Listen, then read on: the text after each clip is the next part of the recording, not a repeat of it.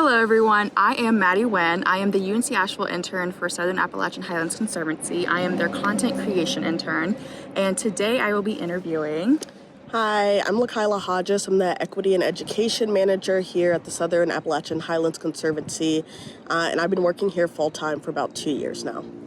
What has been your experience entering the field as a young person of color and having a lack of role models in the organization or in the career field? Yeah, so I've been working in environmentalism in some way or another, probably since I was about 12 years old, since I was old enough to be like a junior park ranger or camp assistant. And in all that time, I'm 24 now, so about 12 years, I have had one person of color in a supervisory position to me, and that was only briefly. It was for a summer position at Smithsonian's National Zoo. It was Zanetta Chambers, who was a great educator, and that just it was always shocking to me, and it was part of the reason why I shifted from having environmentalism as kind of like my hobby and my interest into wanting it to become more of a career field and a passion for me, because I wanted to be able to be the representation that I was seeking out. And, I had role models from afar, like Majora Carter, who I actually got to meet when I was at Warren Wilson. She came for a speaking event, and I got to be a part of a small group of students who got to ask her questions, and that was really great and influential. And I knew of the Petermans, who actually collaborated with SAHC back in the day before I was with them, and I had no clue. But yeah, I never really had anyone that I could talk to directly about it, and so that's kind of why I'm here today doing what I do. Good, good. You mentioned that in the last 12 years that since you've been able to grow up and enter the field, that now you see yourself as becoming a potential role model. Have you had that opportunity yet to younger I have. So that's a part of my position here at SHC. I do education, and I try to really prioritize groups of people that are underrepresented in the environmental field, whether that be by ability or gender or sexuality or race or income. And I get to do a lot of work with youth groups, and I meet kids all the time that call me the nature lady, and they get so excited when they see me. And I've even had kids who are not white tell me I thought you would be a white lady when they said that the nature lady was coming. And it's just really nice to be able to see real time kids and honestly people of all ages process that I am who I am, and I look the way I look, and I work in this industry, and that I like it, and I can share that passion with other people, both in more formal settings, in classrooms and such, but also informally, actually out in nature and in the world. Awesome. Thank you. And adding on to what I was previously talking about having a lack of role models in the field, I feel really lucky to be a part of it feels like almost a cohort of people of color, and just underrepresented people generally coming up in the environmental field that are taking an interest in it and becoming professionals. And so I have a mini network of online friends. Most of them don't live anywhere near me, who also work in the field, and it feels really nice to have them to talk to about what I do. And also whenever they're in the area, I can meet with them in person and share some information about the land here and what we do at SHC, and different places to go to get outside and enjoy nature.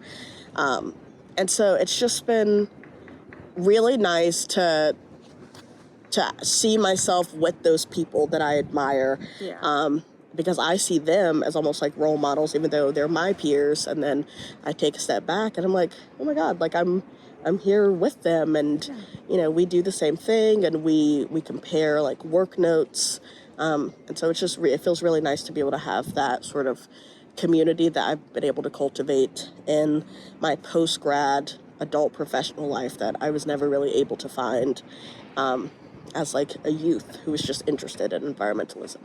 Why do you think diversity and representation are important in the work field, and how do you think that will affect upcoming generations? Yeah, well, I mean, for one, I feel like we have seen a lot of big players in environmentalism pivot to try to incorporate inclusivity and diversity in the work they do. I think Sierra Club is probably most well known for that now. They pretty much have taken a complete social justice standpoint. And I think that is really good to see. And I think it's important because what a lot of people are realizing, which I know from my own work and also from speaking to other people of color who work in the field, is that a lot of environmental organizations are noticing and like owning up to the fact that they have an issue with inclusivity and diversity, not necessarily on purpose, but it's just something that exists.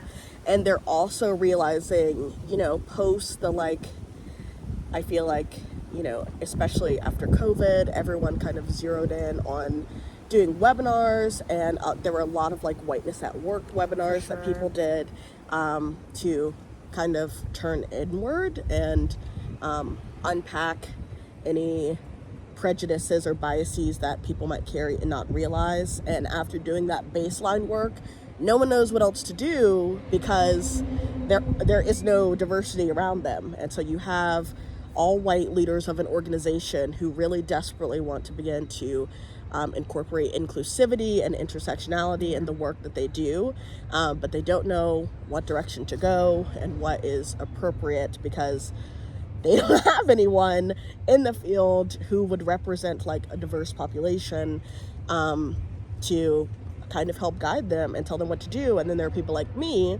who are in the field and who are interested in inclusivity and things like that, but it's also brand new, and so we're also kind of fumbling what are the natural steps that we can take to begin to incorporate inclusivity and intersectionality in everything we do, because the last thing we want to do is come off as tokenizing or make it seem like we're just trying to check off a box.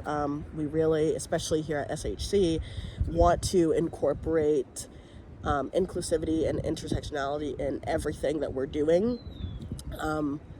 So yeah, it's just a matter of figuring out how to take that next step. And I feel like I'm really happy to be able to be part of an up and coming generation of professionals in the industry who can help figure that out, even in small ways. So yeah, I think that is really important. Perfect. Thank you. As a young adult who just recently entered the career field, what can you say to undergrad students of color who feel like they can't find a career field that they feel fit in? I would say a couple of things to that. One could be when I first started in college, I was a psychology major because it felt right and it felt professional. And I was interested in it, and then after about one semester of psychology, maybe a full year, I switched to environmental studies because I realized that that's what I was really passionate in, and it was a big hobby also, but it was just what naturally came to me. I went to a school my freshman year, UNC Greensboro, that did not have, a whole lot of natural spaces, and I would hang up a hammock in the woods behind my dorm and do my homework. And so when I made the switch to environmental studies, everything felt so much more natural. I felt much more at home. And the fear that I had, and even that my family and friends expressed to me, was that I would never make any money and I wouldn't be able to find a real job.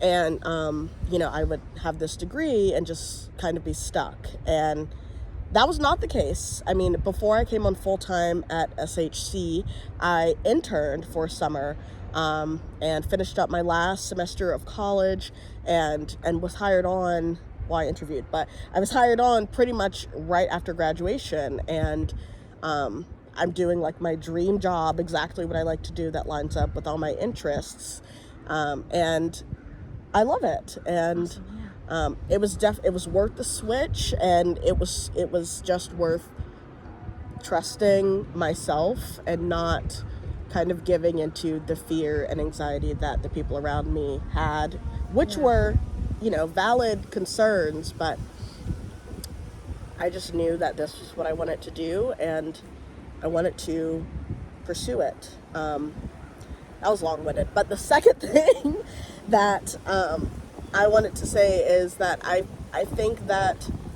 anyone undergrad who is struggling to figure out what they want to do should just explore. Like, I think there's no harm in trying a bunch of things, and that can be in taking courses that don't necessarily align with the path you think you're going to take, or even participating in like on-campus events and trips of things that maybe you've never done before, but you think sound kind of cool and interesting, and just see where that leads you. Because a lot of people that I know in the environmental field and even outside of it, who are happy in their career path and who are happy with their chosen major in college, all were like, yeah, it's just kind of what I gravitated towards. And then I was like, why don't I just major in that? And it worked out. So beautiful. Yeah.